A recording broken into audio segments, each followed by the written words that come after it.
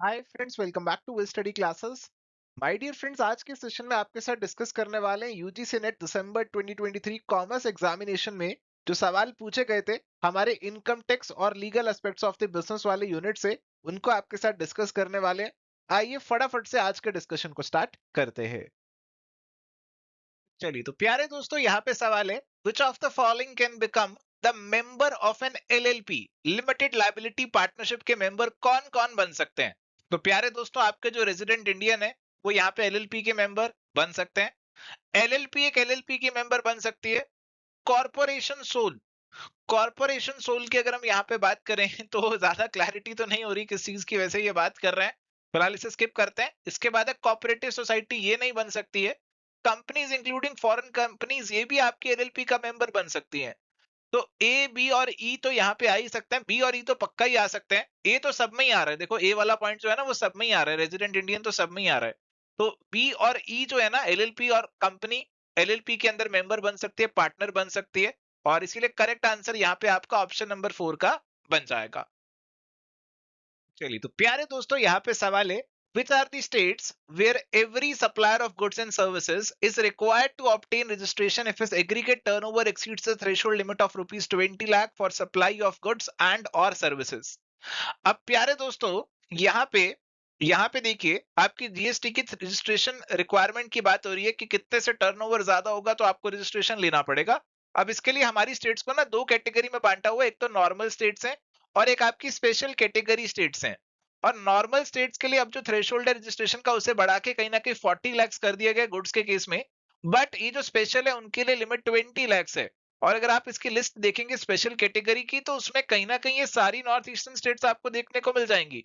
तो इसका आंसर जो है ऑफिशियल आंसर की में ड्रॉप कर दिया गया था, बट अगेन इसको लेकर फ्यूचर में किसी और तरीके से भी सवाल पूछा जा सकता है, जीएसटी थ्रेशोल्ड रिक्वायरमेंट को लेकर, स्पेशल कैटेगरी स्टेट्स को लेकर। तो आगे के एग्जामिनेशंस के लिए आपको ध्यान में रखना चाहिए। चलिए तो प्यारे दोस्तों, यहाँ पे हमारे पास सवाल है, the trademarks can be broadly classified into which of the following categories. और आपको यहाँ पे descriptive, normative, generic, explanatory, invented में से कोई तीन यहाँ पे चूज करना है जो कि आपके आंसर का पार्ट बनेंगे।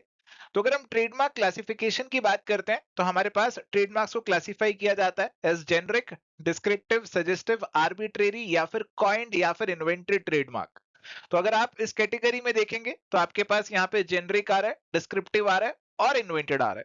देखो, जेनरिक ट्रेडमार्क वो होते हैं जो कि पहले तो किसी कंपनी का ट्रेडमार्क ब्रांड नेम था, बट अभी ये जेनरिक टर्म बन चुका है जिसको हर कोई इस्तेमाल कर रहा है। जैसे जेरोक्स, जेरोक्स अब एक कंपनी के ब्रांड का नाम था, अभी क्या है कि आपने फोटोकॉपी कराने जाना होता है तो अब आप वर्ड यूज करते हैं कि भैया जेरोक्स कर दो।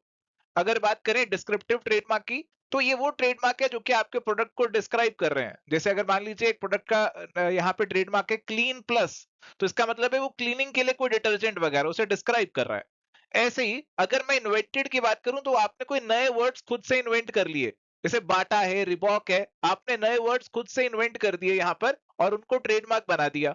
तो हमारे पास ए, सी और ई, यानी कि ऑप्शन नंबर 4 हमारा करेक्ट आंसर यहाँ पे बनेगा।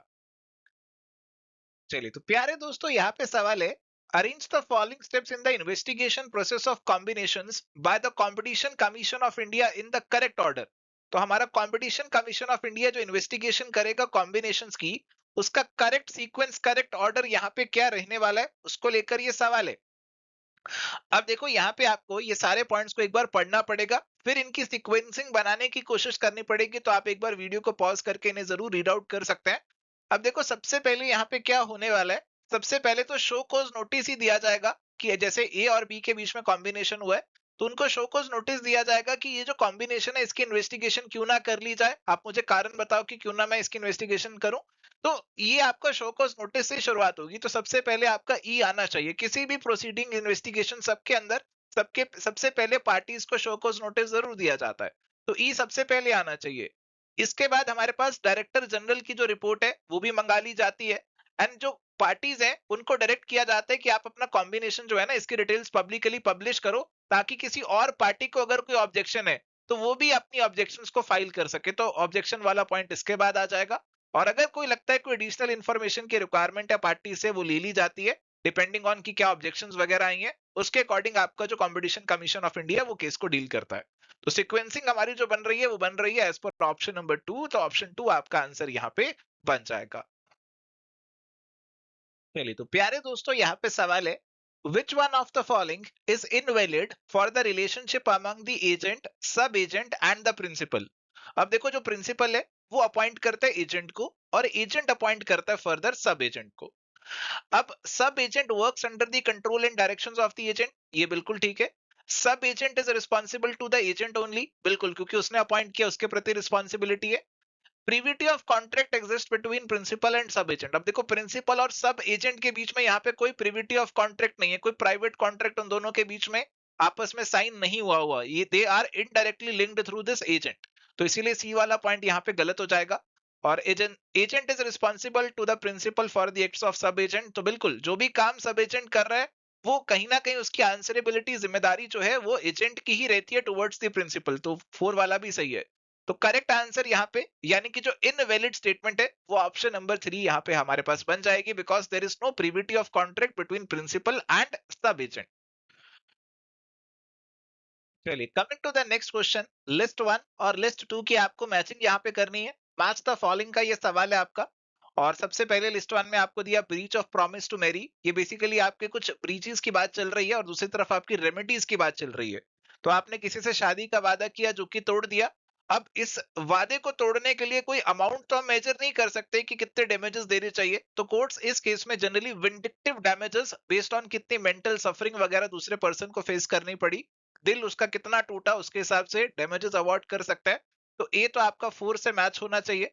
Part performance as much as earn, तो अगर आपने काम शुरू किया तो जितना काम आपने किया चाहे पूरा नहीं किया उसके हिसाब से आपकी पेमेंट हो जानी चाहिए। जैसे मान लीजिए आपने किसी की दीवार पेंट करने का काम शुरू किया था, तो आपने दीवार आधी पेंट कर दी थी, आधी रह गई, तो जितनी आपने पेंट कर दी थी उसके पैसे आपको मिल जाने चाहिए एज पर क्वांटम मेरिट, कि जितना क्वांटिटी का काम किया उतने मेरिट के हिसाब से पैसे दे दो। अब्सॉल्वेशन फ्रॉम ऑल ऑब्लिगेशंस, कि सारी ऑब्लिगेशंस को खत्म कर दिया, it is due to rescission of the contract, की कॉन्ट्रैक्ट को रिसाइंड कर दिया, खत्म कर दिया, तो सी आपका 2 से मैच होना चाहिए। और mode of securing the specific performance of negative terms of contract, तो प्यारे दोस्तों अगर हमारा कोई ऐसा कॉन्ट्रैक्ट होता है, जैसे मान लीजिए कि एक प्रोड्यूसर ने फिल्म स्टार के साथ कॉन्ट्रैक्ट किया था, ये फिल्म स्टार का नाम था मिस्टर ए, कि आप जो है सिर्फ मेरे साथ पिक्चर करेंगे इस साल के अंदर और किसी के साथ कोई पिक्चर नहीं करेंगे इस साल में।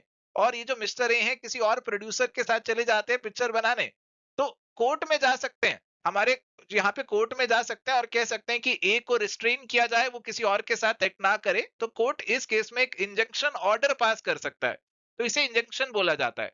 तो इसीलिए यहाँ पे डी आपका 1 से मैच हो जाएगा और करेक्ट मैचिंग जो आपकी बनेगी that is going to be option number 1। चलिए तो प्यारे दोस्तों यहाँ पे सवाल है असर्शन रीजनिंग का। असर्शन दे रखी है, a promoter invariably is the one who has been associated with the formation of the company.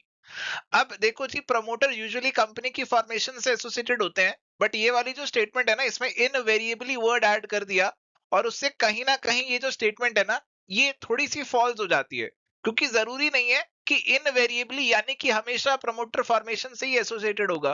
कई बार ऐसा होता है कि कंपनी तो बनी हुई है, अब उस कंपनी में और पैसा वगैरह डालना है, तो उसके लिए कोई और पर्सन जो मदद करा रहा है उसको भी प्रमोटर का स्टेटस बाद में भी दिया जा सकता है। तो इस वजह से पहली वाली जो असर्शन की स्टेटमेंट है वो पूरी तरीके से सही नहीं है। A promoter is one who undertakes to form a company with reference to a given object and who takes the necessary steps to accomplish that purpose। Reason वाली स्टेटमेंट तो जनरल स्टेटमेंट है, ये बिल्कुल सही है, इसमें कोई ऐसा नेगेटिव या कोई स्ट्रॉन्ग वर्ड नहीं डाल दिया गया है। जब भी ऐसे स्ट्रॉन्ग वर्ड्स डाल देते हैं ना स्टेटमेंट के अंदर, तो थोड़ा सा आपको सतर्क हो जाना है। जैसे मस्ट डाल देते हैं, कंपल्सरी डाल देते हैं, तो इनवेरिएबली डाल दिया, तो ऐसे वर्ड्स को आपको थोड़ा सा यहाँ पे सोच समझ के देखना है और अपना आंसर अकॉर्डिंगली देना है। तो इसका जो आंसर बनेगा असर्शन वाला नहीं है सही, और रीजन वाला पूरा सही है, और इसीलिए करेक्ट आंसर ऑप्शन नंबर 4 आपका यहाँ पे बनेगा। Coming to the next question, in case of anti-competitive activities by a firm, the Competition Commission of India can impose a penalty which shall be not more than। तो देखो हमारे पास company competition act के अंदर section 27 में ये competition commission of India CCI को power दे रखी है कि आप एंटी कॉम्पिटिटिव एक्टिविटीज जो कर रहा है उसके ऊपर पेनल्टी लगा सकते हो। कितनी पेनल्टी लगा सकते हो? 10% of the average turnover income of the firm of the 3 preceding financial years, इतनी आप उस पर पेनल्टी लगा सकते हो। तो इसीलिए करेक्ट आंसर ऑप्शन नंबर 2 बनेगा। तो ये प्यारे दोस्तों जो पेनल्टी से जुड़े हुए प्रोविजन है आपके डिफरेंट लॉज के अंदर, उनकी भी बेसिक जानकारी आपको रखनी है एग्जामिनेशन पर्सपेक्टिव से।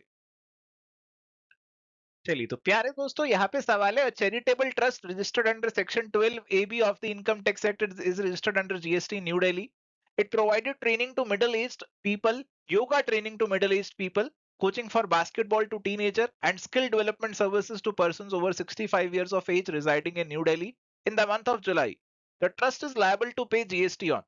अब देखो अगर कोई चैरिटेबल ट्रस्ट है और अगर वो योगा या फिर स्पोर्ट्स से जुड़ी हुई सेवाएं प्रोवाइड कर रहा है, तो इनको तो स्पेसिफिकली जीएसटी के दायरे से बाहर रखा गया है, ये आपकी एग्जम्प्ट वाली कैटेगरी में आ जाती हैं।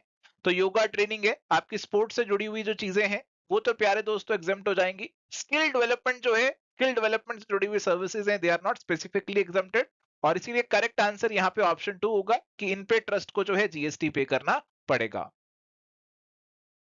चलिए तो यहाँ पे सवाल है, which of the following is an exception to the doctrine of constructive notice. तो डॉक्ट्रिन ऑफ कंस्ट्रक्टिव नोटिस का क्या मतलब होता है? इसका मतलब होता है कि कोई भी पर्सन अगर कंपनी से डील कर रहा है तो ये अज्यूम किया जाता है कि उसे कंपनी के जो बेसिक डॉक्यूमेंट्स होते हैं जैसे मेमोरेंडम है, आर्टिकल्स है, उसकी जानकारी जरूर होगी। बाद में वो ये प्ली नहीं ले सकता कि मुझे तो कंपनी के मेमोरेंडम और आर्टिकल्स की जानकारी नहीं थी। अब देखो मेमोरेंडम आर्टिकल्स की जानकारी तो होनी चाहिए, बट कंपनी के जो इंटरनल रूल्स रेगुलेशंस प्रोसीजर्स बने हुए हैं, इंटरनल तौर तरीके हैं कि इंटरनली कैसे कंपनी में काम चलेगा, कैसे उनकी मीटिंग्स वगैरह होंगी, ये इंटरनल रूल्स रेगुलेशंस प्रोसीजर को लेकर उसको जानकारी होना जरूरी नहीं है। उसको तो केवल मेमोरेंडम और आर्टिकल्स जो कि कंपनी के पब्लिक डॉक्यूमेंट्स है, पब्लिक डोमेन में अवेलेबल है, उनकी जानकारी होगी, ऐसा एज्यूम किया जाता है।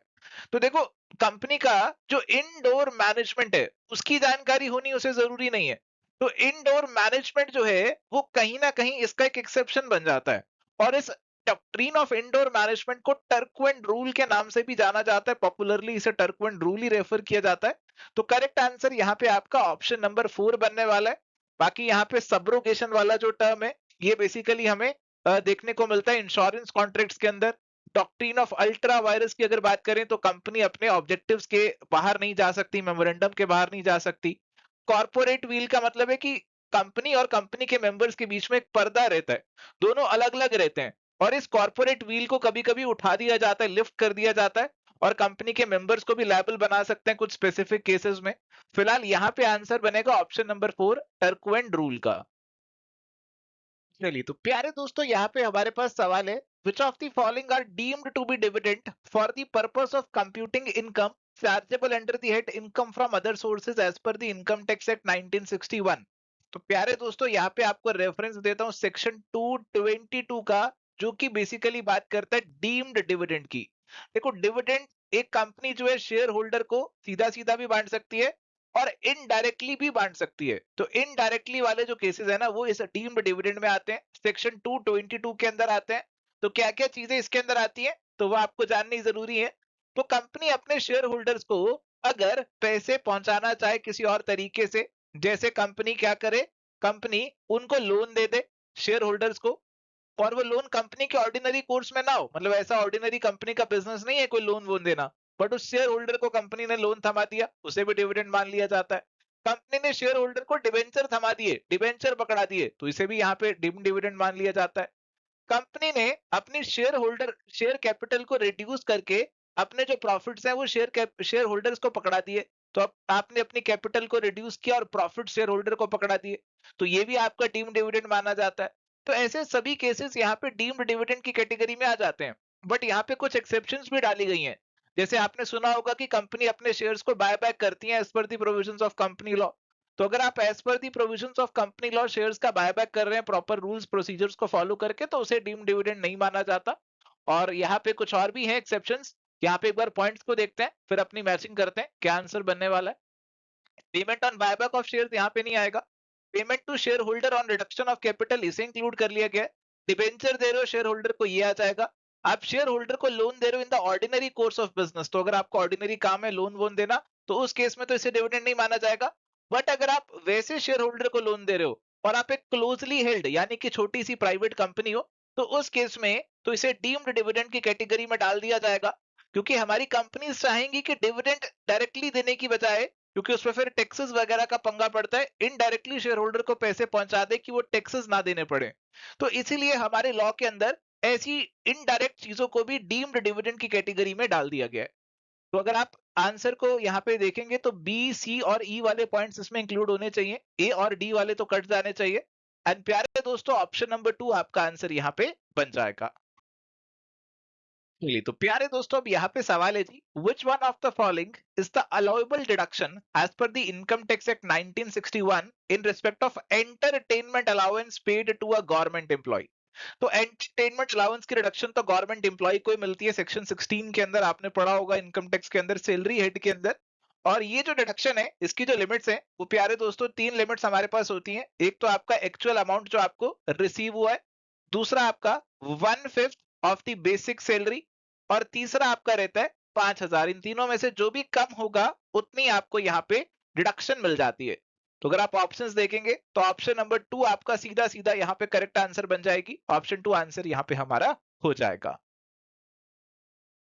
चलिए, तो प्यारे दोस्तों, अब यहाँ पे सवाल है, which of the following will be clubbed into the income of Mr. Q whose income from profession is rupees 85,000? तो मिस्टर क्यू की जो इनकम फॉर प्रोफेशन है वो 85,000 है। अब इसके अंदर और कौन कौन सी इनकम जो है उसे क्लब किया जाना चाहिए, उसे जोड़ना चाहिए, सवाल आपसे यहाँ पे ये चीज पूछ रहा है। Income from Mrs Q's profession, अब मिसेस क्यू का जो प्रोफेशन है उसकी जो इनकम है यहाँ पर, उसे क्या मिस्टर क्यू की इनकम में जोड़ दिया जाए। अब देखो यहाँ पे, अगर मिसेस क्यू का जो प्रोफेशन है, जिस कंपनी वगैरह में वो जॉब कर रही है, उसमें मिस्टर क्यू का कोई सब्सटेंशियल इंटरेस्ट है, तो उस केस में क्लबिंग हो सकती है, बट नॉर्मल केस में कोई क्लबिंग नहीं होगी। ऐसी Mrs Q salary as a clerk, अब इसमें भी कोई ऐसी जानकारी नहीं दे रखी है कि कोई ऐसी कंपनी से है जिसमें मिस्टर क्यू का कोई सब्सटेंशियल इंटरेस्ट वगैरह है, तो इसकी क्लबिंग यहाँ पे नहीं होनी चाहिए नॉर्मल सिनेरियो के अंदर। इसके बाद minor sons earned interest on deposits of money gifted to him by his uncle. अब देखो, जो आपके माइनर बच्चे हैं उनकी इनकम आप ही की इनकम में क्लब्ड हो जाती है, अनलेस एंड अनटिल वो उनकी खुद की मेहनत की कमाई गई इनकम हो, खुद की कमाई हो। तो ये वाली तो उनकी गिफ्ट वाली कमाई है, उस पर इंटरेस्ट अर्न हुआ है, तो ये वाली तो डेफिनेटली क्लब होगी। Minor daughters earning from sports, अब स्पोर्ट्स से अर्निंग है तो ये डॉटर की खुद की अर्न की हुई है, खुद की कमाई हुई है, ये क्लब नहीं होगी, ये उसी उसी के हैंड में टैक्सेबल होगी। Minor sons winnings from lottery, तो माइनर सन की जो विनिंग्स है लॉटरी से, कितनी है जी यहाँ पे 1,05,000 की, तो लॉटरी खुद की कमाई हुई नहीं है, ये लॉटरी वाली जो है इनकम ये भी क्लब कर दी जाएगी। तो सी और ई जो है यहाँ पे हमारे पास क्लब कर दिए जाएंगे मिस्टर क्यू की इनकम में, और इसीलिए करेक्ट आंसर ऑप्शन नंबर 4 यहाँ पे बनेगा। चलिए, तो यहाँ पे हमारे पास सवाल है, every seller who receives an amount exceeding dash as a consideration for sale of a motor vehicle shall collect tax at 1% of the sale consideration from the buyer at the time of receipt of such an amount। तो प्यारे दोस्तों, ये वाला जो सवाल है ये आपको जुड़ा हुआ है टीसीएस वाले प्रोविजन से, जो कि इनकम टैक्स के सेक्शन 206 सी के अंदर आता है। और इसके अंदर बताया जाता है कि कुछ सामान ऐसे हैं, कुछ ट्रांजेक्शन ऐसी हैं जिनको अगर आप करोगे तो आपको अपना सेल अमाउंट के साथ साथ कुछ एक्स्ट्रा टैक्स भी यहाँ पे बायर से कलेक्ट करना है। ऐसे ही अगर आप मोटर व्हीकल किसी को बेचते हो और इसकी वैल्यू जो है 10 लाख से ज्यादा है, तो उस केस में प्यारे दोस्तों आपको मोटर व्हीकल की कीमत के साथ साथ 1% एक्स्ट्रा टैक्स भी कलेक्ट करके सरकार को जमा कराना है, और ये आपका टीसीएस के प्रोविजंस के अंदर ऐसा बताया गया है। तो करेक्ट आंसर यहाँ पे हमारे पास बनेगा जी ऑप्शन नंबर 3, ₹10 लाख का। तो देखो, जैसे टीडीएस के प्रोविजन होते हैं ना, वैसे ही टीसीएस के प्रोविजन भी होता है, और दोनों की बेसिक जानकारी आपको एग्जामिनेशन पर्सपेक्टिव से होनी चाहिए। चलिए, तो यहाँ पे हमारे पास सवाल है मैच द फॉलोइंग का, लिस्ट 1 और लिस्ट 2 हमें यहाँ पे दे दी गई है। लिस्ट 1 में आपके हैं एसेट्स ट्रांसफर्ड, और लिस्ट 2 में बात की जा रही है एग्जम्पशंस की, सेक्शंस की बात यहाँ पे की जा रही है जी। तो एग्रीकल्चरल लैंड को आप ट्रांसफर करते हैं तो उससे जुड़ा हुआ जो कैपिटल गेन है उसकी एग्जम्पशन आपको मिलती है अंडर सेक्शन 54B। तो ये तो सीधा सीधा ही मैच हो गया। रेजिडेंशियल हाउस बेचकर रेजिडेंशियल हाउस खरीदो, ऐसी एग्जम्पशन आपको सेक्शन 54 के अंदर कैपिटल गेन की मिलती है। लैंड और बिल्डिंग आपने ट्रांसफर किया और आप कैपिटल गेन बॉन्ड्स खरीद सकते हो, ऐसा सेक्शन 54EC के अंदर बोला गया है। अगर आपकी इंडस्ट्रियल अंडरटेकिंग है, लैंड और बिल्डिंग उसका पार्ट बनी हुई है और उसकी कंपलसरी एक्विजिशन होती है, तो फिर एग्जम्पशन सेक्शन 54D में मिलती है। तो मैचिंग हमारी जो बन रही है, एक बन रही है एज पर ऑप्शन नंबर 2 की A 1 है, B आपका 4 है, C आपका 2 है और D आपका यहाँ पे 3 है। तो ऑप्शन 2 करेक्ट आंसर यहाँ पे बनेगा। तो सेक्शंस के ऊपर सीधा सीधा सवाल है, फैक्चुअल सवाल है, जिसको आता है उसने कर लिया होगा। सारे सेक्शंस नहीं भी याद आपको, इनमें से कोई 2 याद है तब भी आई थिंक मैचिंग आपने बना ली होगी, तो ज्यादा मुश्किल नहीं है ये सवाल। चलिए, तो यहाँ पे सवाल है, as per the subsection 8A of section 139 of the income tax act, a person may furnish an updated return of his income for the previous year relevant to such assessment year within dash from the end of assessment year. तो प्यारे दोस्तों, ये वाला जो सवाल है, ये बात करता है अपडेटेड रिटर्न की। अपडेटेड रिटर्न आपकी आईटीआर यू फॉर्म के अंदर जाती है, और सरकार ने ऐसा अलाउ कर दिया कि रिटर्न को अपडेट कर सकते हो। उसमें कुछ कंडीशंस वगैरह भी हैं, जैसे आपको इनकम ज्यादा दिखानी है, टैक्स ज्यादा देना है, उन चीजों के लिए आप ये अपडेटेड रिटर्न यहाँ पे फाइल कर सकते हो। और ये समय जो आपको दिया गया फाइल करने का, it is 24 months from the end of the assessment year. तो यहाँ पे करेक्ट आंसर हमारे पास ऑप्शन नंबर 3 का बन जाएगा। चलिए, तो प्यारे दोस्तों, यहाँ पे हमारे पास सवाल है, arrange the following in the ascending order of applicable TDS tax deducted at source rates for the financial year 23-24। तो आपके टीडीएस के रेट्स के अकॉर्डिंग आपको असेंडिंग ऑर्डर में अरेंज करना है, इंक्रीजिंग ऑर्डर में अरेंज करना है। सबसे कम रेट सबसे पहले रखेंगे और फिर आगे रेट्स आपके बढ़ते जाएंगे। पहला दिया आपको payment of ₹6,55,000 rent by an individual in a year. अब देखो, अब ये नहीं बताया हुआ कि ये जो इंडिविजुअल बिजनेस ने पे किया है या फिर एक नॉर्मल इंडिविजुअल जो कि सैलरीड एम्प्लॉय है उसने पे किया है। ये वाला रेंट हमारा 6,55,000 है साल का, यानी कि महीने का 50,000 से ऊपर है। और ऐसे केसेस में आपका सेक्शन 194 बी अप्लाई हो जाता है, जिसके अंदर आपका जो 5% टीडीएस का रेट है वो यहाँ पे गवर्न हो जाता है।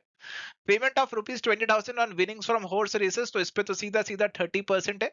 अगला आपका आ गया डिविडेंड, दिया आपने चेक से 8,000 का, तो डिविडेंड के ऊपर तो 10% का रेट है। इसके बाद है payment of ₹35,000 to an individual contractor for repair by university. तो अभी इंडिविजुअल कॉन्ट्रैक्टर को अगर आपने दिया 194C के अंदर, अगर इंडिविजुअल को पेमेंट करते हैं तो टीडीएस का रेट 1% रहता है हमारा, तो ये 1% हो जाएगा और यही सबसे कम है। तो डी वाला आपका सबसे पहले आना चाहिए। Payment of ₹38,000 is fees for professional and technical services by a call centre. अब ये वाला पॉइंट अगर आपको नहीं भी पता, आपने नहीं भी पढ़ा हुआ, फिर भी ये वाले को छोड़ के आप बाकी को अरेंज करोगे तब भी आंसर बन जाएगा। फिलहाल इसका रेट वैसे 2% का है, तो ये हमारा 1% पहले आएगा। हमारे पास जो है डी पहले आया, फिर यहाँ पे हमारे पास क्या आया, ई आया, फिर ए आया, फिर सी और फिर बी। तो हमारी जो ऑप्शन नंबर 2 की सीक्वेंस है यहाँ पे करेक्ट बन जाती है। चलिए, तो प्यारे दोस्तों, अब यहाँ पे सवाल है, mister x is holding equity shares of ABC limited with a voting power of 26%। तो मिस्टर एक्स का एबीसी लिमिटेड के अंदर आप कह सकते हैं सब्सटेंशियल इंटरेस्ट है। Mrs. X is working in ABC Limited at a salary of ₹20,000 per month. The other income of Mr. X and Mrs. X are 6 lakh and 3 lakh respectively. The gross total income of Mr. X and Mrs. X are dash respectively for the assessment year 23-24। अब यहाँ पे देखो, आपको mister x और Mrs x दो जने हैं यहाँ पर। मिस्टर एक्स की यहाँ पे आपको जानकारी दे रखी है कि उसकी जो बाकी इनकम है वो 6 लाख है, और मिसिज एक्स की बाकी इनकम यहाँ पे 3 लाख है, और मिसिज एक्स को सैलरी मिल रही है एबीसी लिमिटेड से, जिसमें मिस्टर एक्स का सब्सटेंशियल इंटरेस्ट है।